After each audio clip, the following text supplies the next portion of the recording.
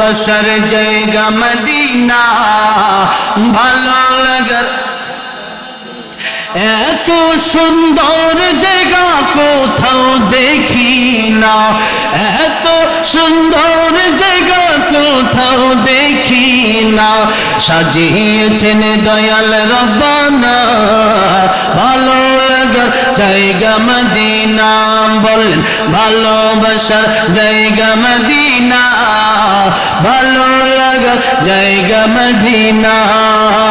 Medina শরীফে নূরের খাজিনা, Medina শরীফে নূরের খাজিনা, আশিক ছাড়া অন্য বুঝে না ভালো লাগার জায়গা মদিনা, ভালোবাসার জায়গা মদিনা, ভালো লাগার জায়গা মদিনা।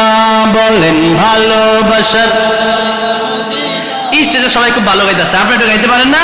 ভালোবাসার জায়গা মদিনা, ভালো লাগার একদিন কবরে যাব কেউ তো যাবে না, একদিন কবরে যাব কেউ তো যাবে না, যাবে আমার শাহে মদিনা ভালো লাগার জায়গা মদিনা, ভালোবাসার জায়গা মদিনা, ভালো লাগার যতই দরদ পড়ি তৃপ্তি মিটে না। পড়েন সাল্লাল্লাহু আলাইহি সাল্লাম।